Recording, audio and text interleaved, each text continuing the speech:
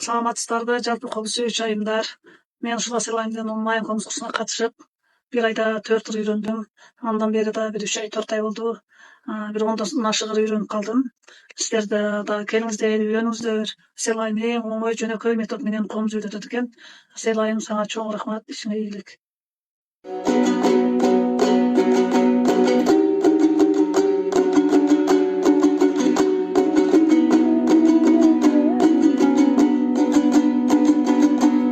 Ekинci adamga ömür керек, ekинci adamga көңүл керек. Çayыңды койганга ийип сынганга элелетериң керек.